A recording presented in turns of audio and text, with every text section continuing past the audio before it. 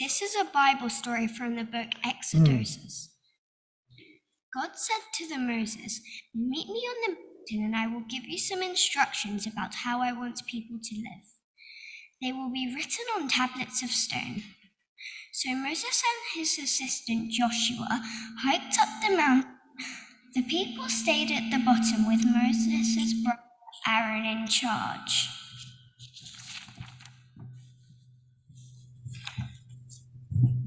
When Moses got to the top of the mountain, a cloud covered it. The glory of God was in that cloud, and it settled on Mount Sinai for 6 days. On the 7th day, God called out to Moses from the cloud.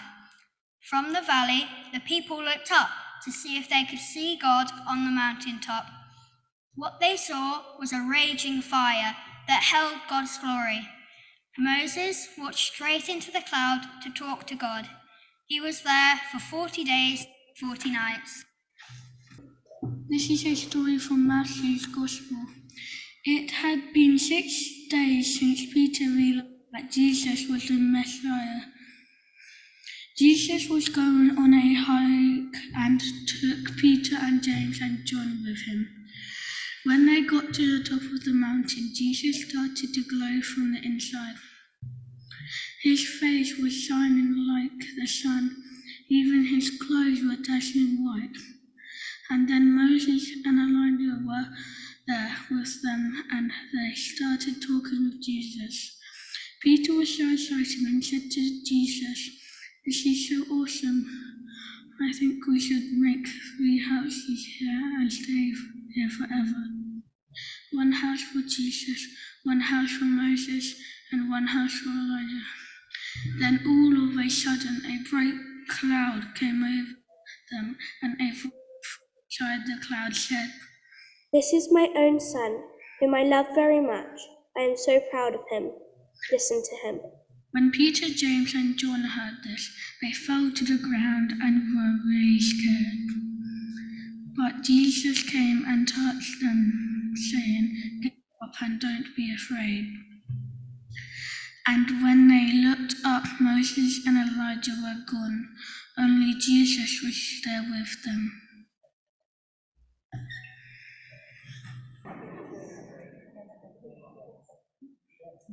Queenie said we were going to play Spot the Difference.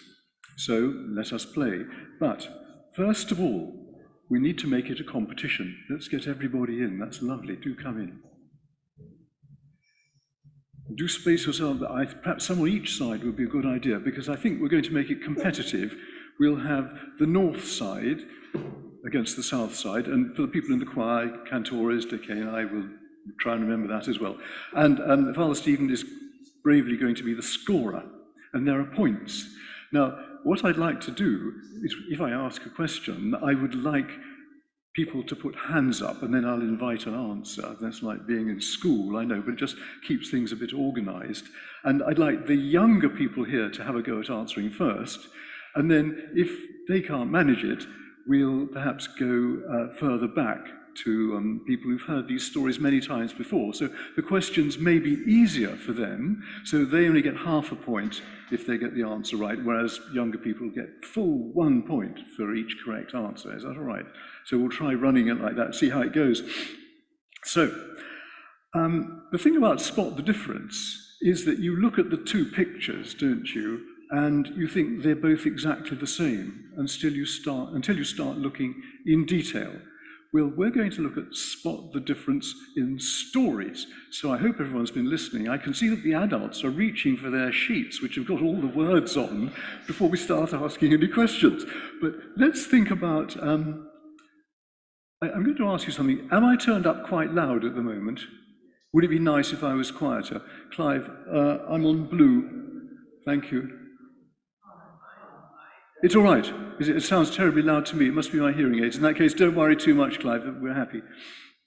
Now, so let's look at what's the same in the stories. Now, can anyone think about anything in the stories, 2 stories that was the same? Can anyone put a...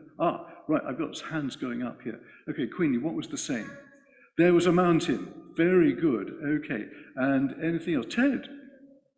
There's a cloud. Now, is the cloud important, do you think? It is. Was there a presence on the mountain in each story? Ethan, a hand, go on.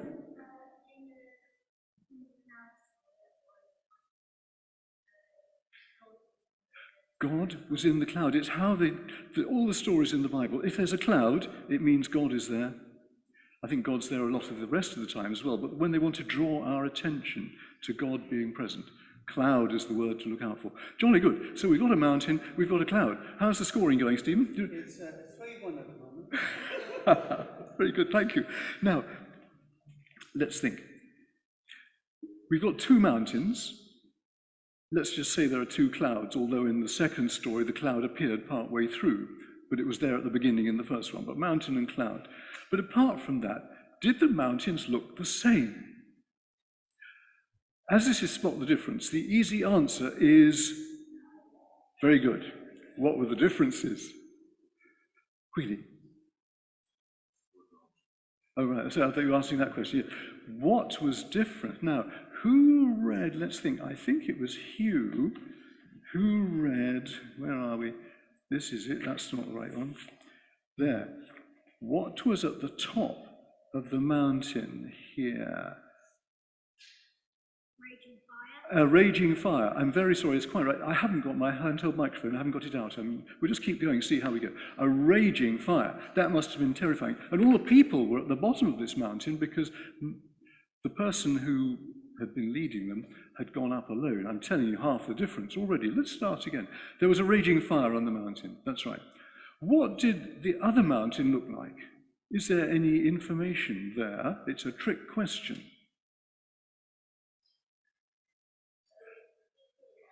Go on, yes, Eddie. Sorry? Another mountain? It's a different mountain, yes, it is a different mountain. So in the first story, there's a mountain with a raging fire at the top, and in the second story, go on, Ethan? They didn't describe it. Quite right, that's definitely a point, worth a point. So let's try and think what the second mountain was like. Do you think it was, what sort of a day was it, do you think? We just have to make it up. Anyone want to make up what kind of a day it is? There's a hand, yeah, go on, Mabel.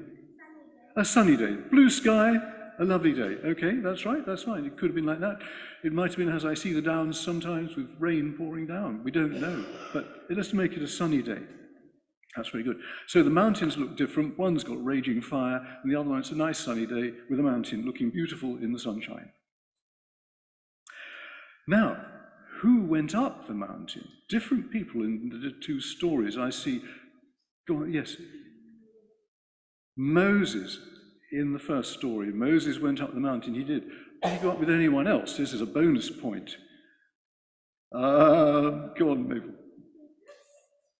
No, begins with J. Begins with J. You're nearly there. Did I hear anything? Yeah, go on. Joe, we're getting there. Oh, so far, yes. Josh.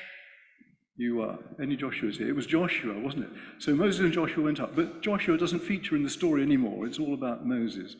So that was Moses going up the mountain. The interesting thing is that this Moses is well known to us, the people who were at Film Club on Wednesday, because the film we showed was The Prince of Egypt, which is the story of Moses from the time he's put in the basket, goes down the river, found by Pharaoh's daughter, brought up in Pharaoh's palace, and then he realizes that he's actually an Israelite. He should be helping the Israelites to get away from Egypt, and he does. And so that story was one we had here on Wednesday, and it's that same Moses who is going up the mountain.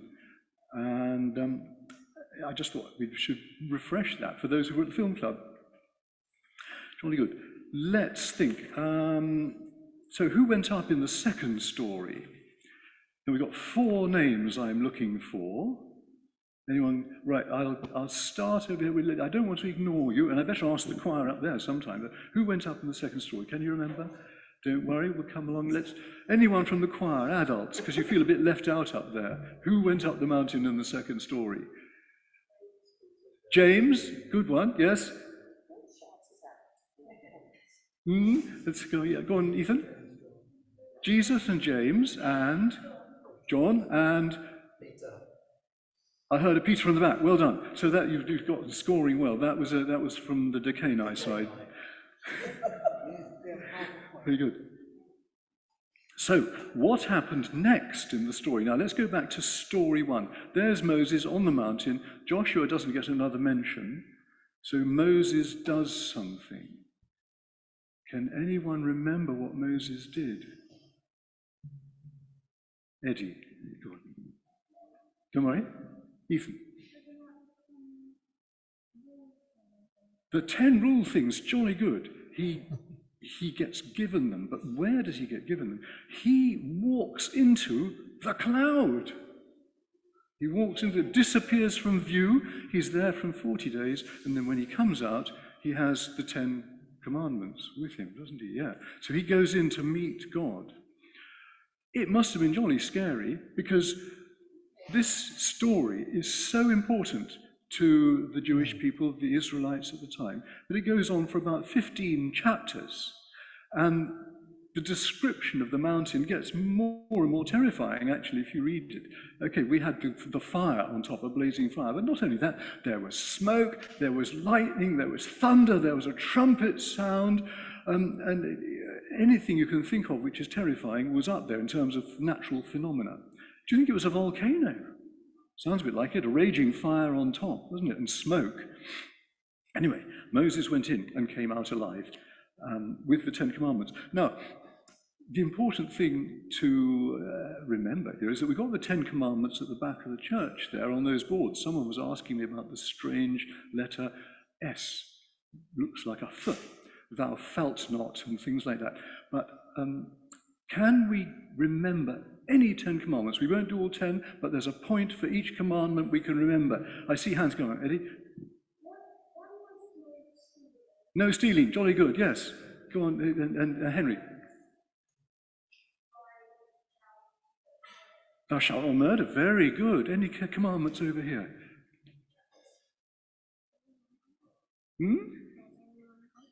There's only one God. Terrific. Well done. That's really good. Yes, Mabel. Stay faithful. Let's say stay faithful. Well done. Yeah. Okay. Oh, we're doing really well. Go on. Treat your neighbours. I'm glad you said that. We'll come back. Bear that one in mind. I hope I'll remember to come back. Be kind. Oh, those are both good commandments. You're on there. Very good. What else should we say? Don't tell lies, I think, is an important one, isn't it? But I think we're doing quite well.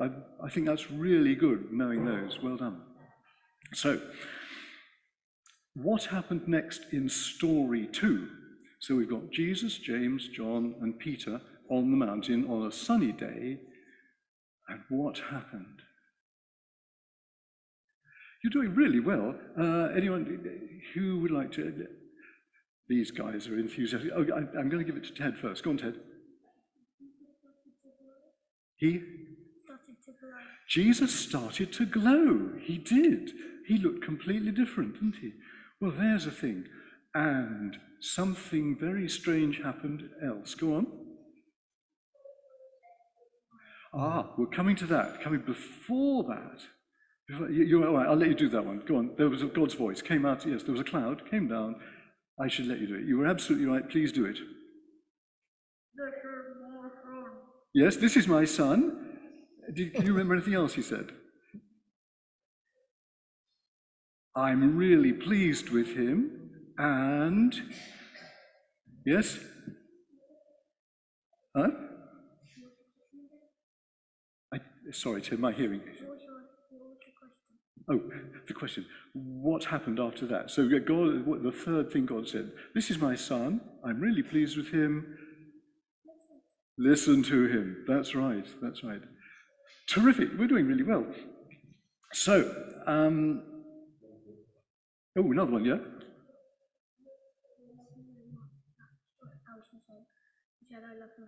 I love him very much. He did, yes. I'm really pleased with him. I love him very much. Jolly good, Ted. Well done. So we've got two completely different stories here. We've got a mountain, we've got God at the top, and different things happen. Moses disappeared in and came out with 10 commandments. Jesus stood there, looked completely different, and God said, "This is my son, I love him, listen to him." Now, why are these stories so different? That's the big question. And would anyone like to suggest a reason? If you can, this is brilliant. Yeah, go on.